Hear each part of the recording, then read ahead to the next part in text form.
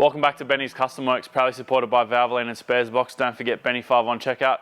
We are diving back into the Crown today. Well, this is the other Crown, the white one. So the plan today is the boys are about to arrive.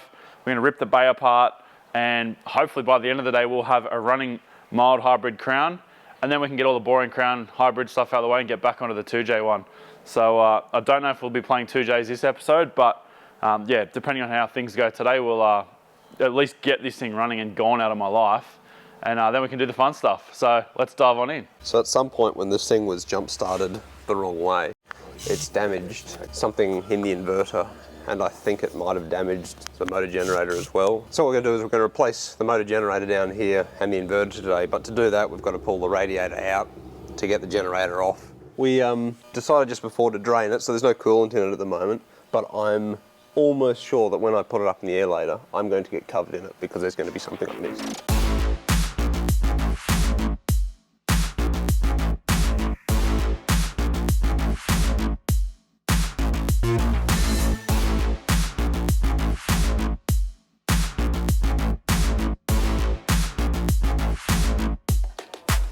Yes!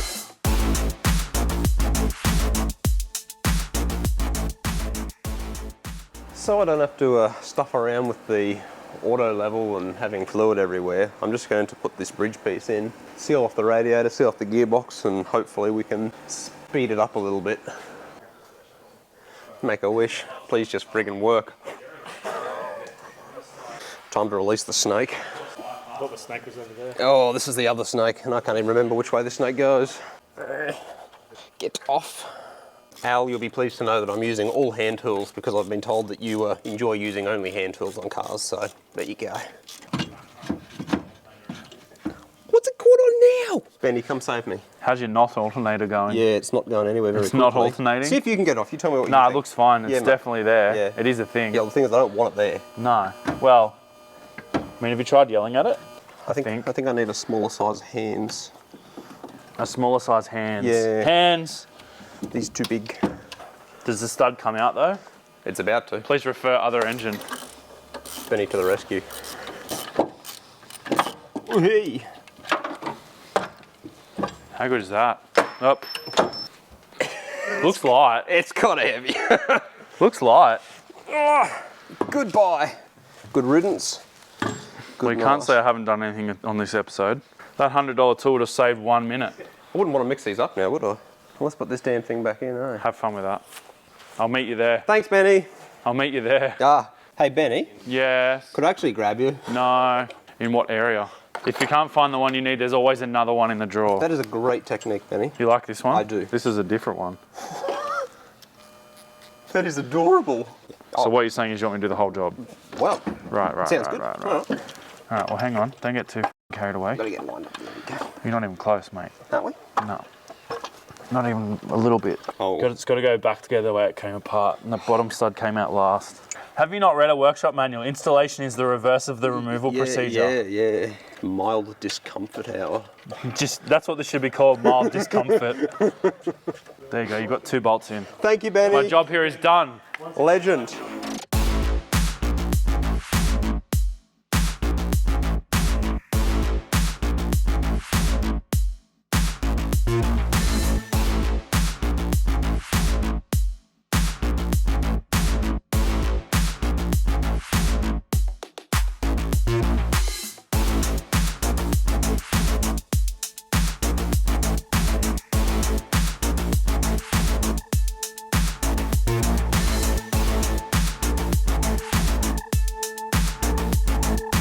I wonder if you could daisy chain a couple of them together and make like a mobile welder.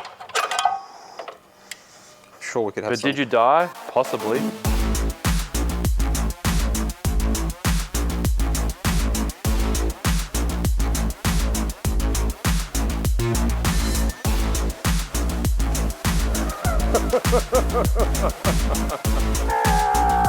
This is where we get the other one and see if we can assemble some of it on the ground to make it a bit quicker and then slap it all in.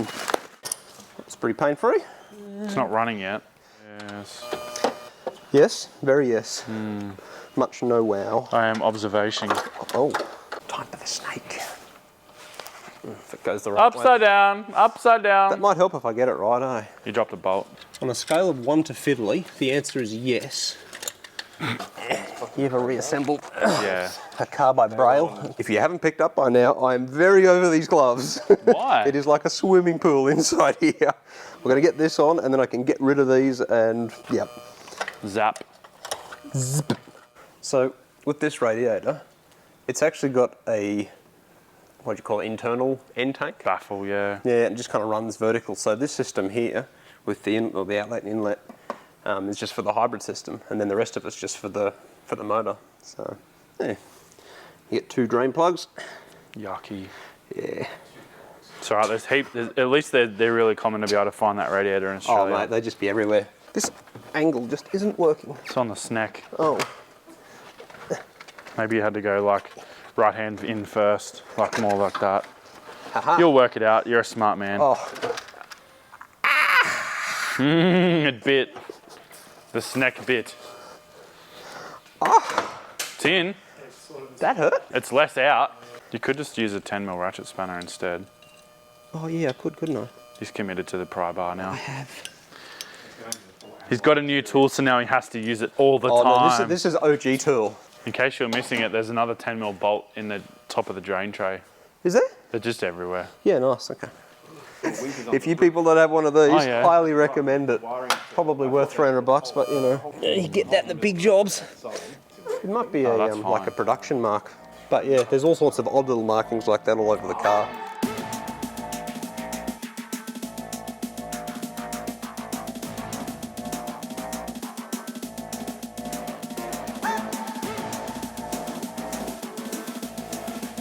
That actually worked quite well.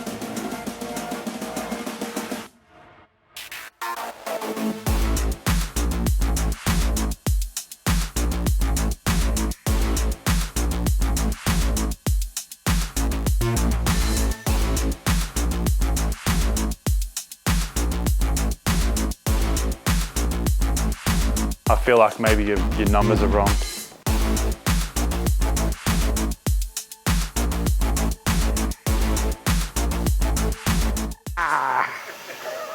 This is probably the hardest way I could do this.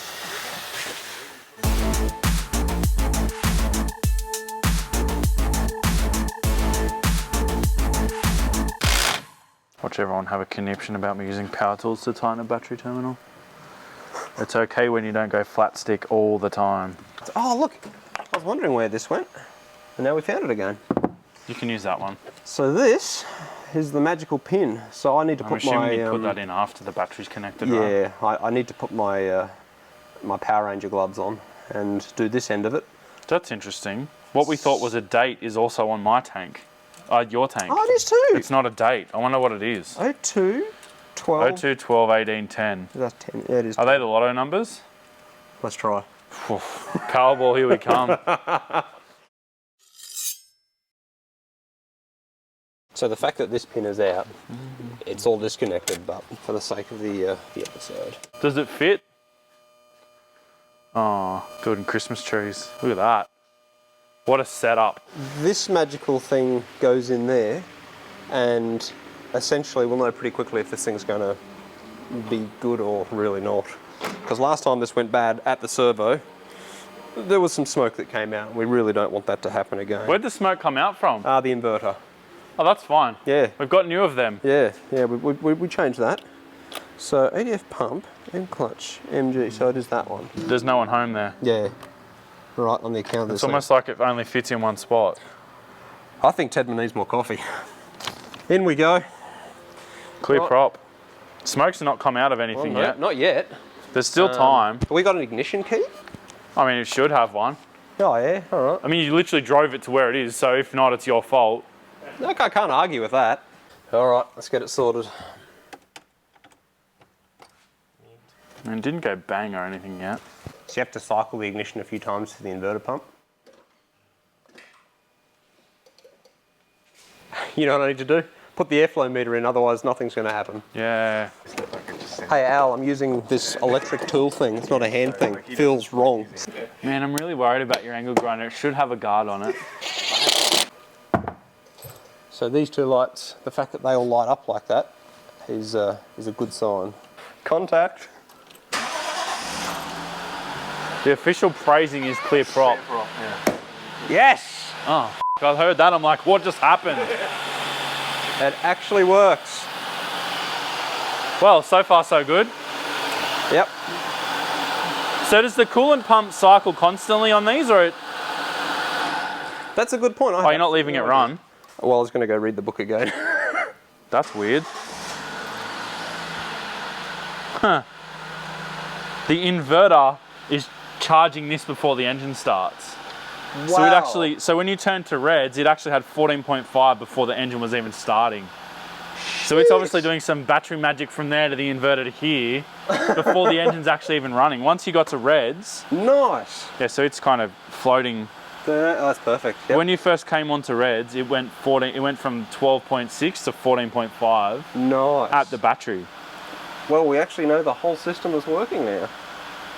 Thank Hybrid things. for that. Yeah.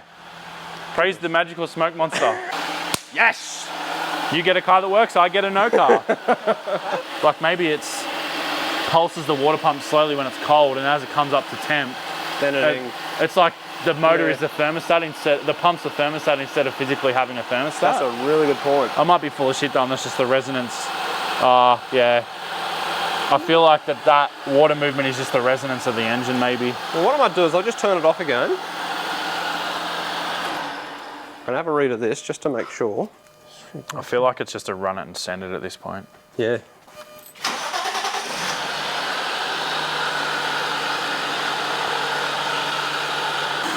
I doubt this system has any kind of thermostat or restriction. Yeah. So it should be pretty easy to bleed, especially with the funnel bucket. It'll just push all the air out. Matty's done a pretty stellar job of getting this thing back together while I've basically watched and said non-helpful things all day. Good. But it is running, so that's a good sign. We haven't got it to do stop-start yet, but we're thinking we probably just haven't met some criteria. It may even have front wheel speed input too, Oh, thinking that's of a that. good point. So driving on the hoist may make the ABS wig out. Yeah. And that'll also explain why the ABS and the hybrid system are linked. Yes. Because it may be using all 4 wheel speed sensors. I think you actually might be onto something there. Yeah, and then that's probably why it's not stop starting. We've been trying to replicate, get it up in the air and make it think that it's on the road so we can test the system out, but yeah. Probably that's just a needs to good be call. driven, yeah. Yeah. But yeah, it's pretty well running now. We're actually going to change the oil in the filter because this thing's sat around for so long. So yeah, it does need a fresh fluids. It's now got fresh coolant in both the primary cooling system and the secondary inverter cooling system. So we have mixed that up at a 3-to-1 ratio. So the internet will be happy that I've mixed it properly, not just dumped it in, even though we actually do measure it typically all the time anyway. But we're at the point now where it's almost a running driving car. So we'll get it up. Now that it's to temp, we'll drop the oil out of it, and hopefully by the end of the day, this thing will drive under its own power out that door. In hybrid mode. Someone's jacked this up from the sun. I was going to say, I have a sneaking suspicion, Benny, that this has been... Yeah. The service sticker on the cross member is something else, hey? Yeah. Well, that's tape. I'll have you know I'm going to do absolutely nothing to assist this part of the process. That's fine. It's the only thing I can Nothing. do because I'm only an oil filter changing guy. Oh, are you? Apparently, according to the internet. Yeah. Don't know anything about anything. Ow. Didn't need that skin. I don't reckon that was even undoing either. I think it was just pulling the cup off of the filter. Oh, yeah, mad. Now I've rounded the filter.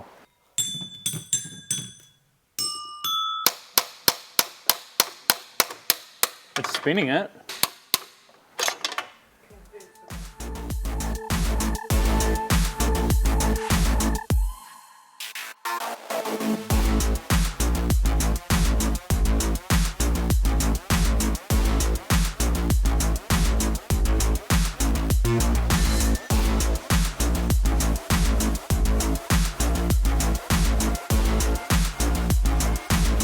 No way. As a bit of precaution, I'm going to swap over the couple of relays that are with the other car just for the hybrid system, because look, I won't lie, I'm not 100% confident that when it was jump started that a few other systems didn't get a little bit of a tickle. So at least this way I know what's going on. So, because that vehicle did work. That is now sorted.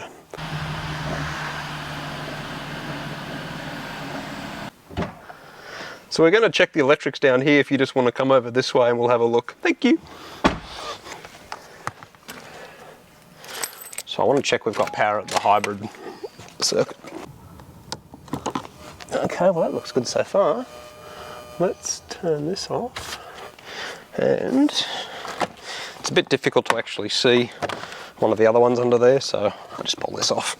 Gotta love that a lot of cars have got grease in the sill seal, so you always get it all over you.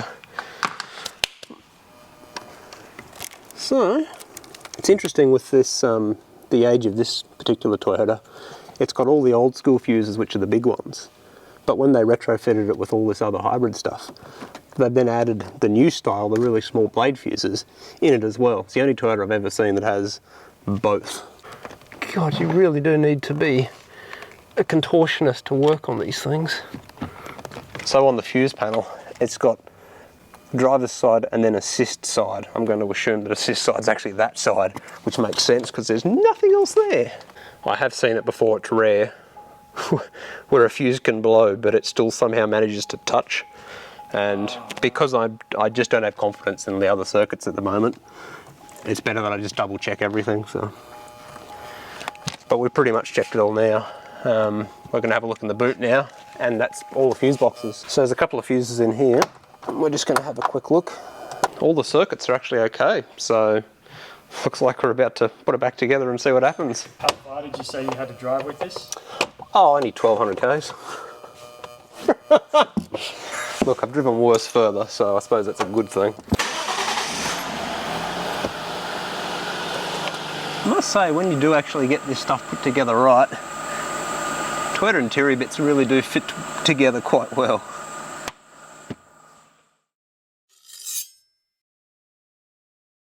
While I was gone, Matt actually finished the service, did the oil filter and the oil, and now it all seems to be pretty happy. It runs pretty good. It seems to be hybriding. We'll probably play around with the laptop a bit, the Savo, but that's just gonna be boring, non-filmy stuff. So it runs and drives. We might take it for a run around the block. We'll see. But yeah, that's basically it. It's kind of been a bit of a hodgepodge episode, but all of the hybrid gear is now back in this thing and it functions from what we can tell as it should. It doesn't have any warning lights on, so no, thank goodness. I feel like Toyota would tell us if there was a problem. Yeah. It's not like magical Mercedes stuff or something, so Toyota will just go, there's a problem. There's no Denso smoke that's come out this time. Yeah, the Denso smoke's still inside the whole unit, so we've had a great time. It's been a journey and definitely not one I'll do again because these things are horrendous, but it's good to see that this thing's finally come full circle and it is back together and running. And it is. And it will go on to live a disappointingly slow life in Queensland, and then maybe someone else, maybe you'll sell it, who knows. Yeah, I don't know yet, eh? I'll see what it's like driving at home and see if I reacquaint myself with it. Yeah, it's I know it's slow, but thank you so much for your help. That's all right, man. I've had a great weekend down here. Yeah, it's been good fun. Appreciate it. No worries. Thank you. Thanks for watching, guys. We'll see you next time. Hybrids. You love it! No, love it! Well, I'm pretty happy with that, people. It does everything it should. It does everything slowly, but that beats not having any charging problems and smoke coming out of the engine bay, all things considered. So I might even mark this one down as a success so far. I'll report back with Benny in 1,000 k's time, but yippee-ki-yay. Is that a K truck? Nice.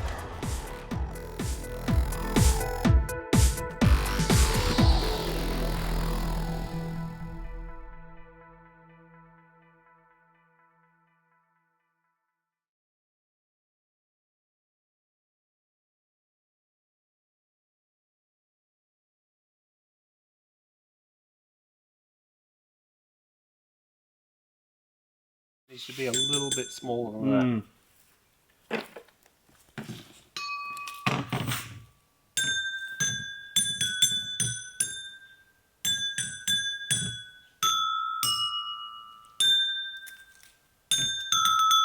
Need a tuning thing.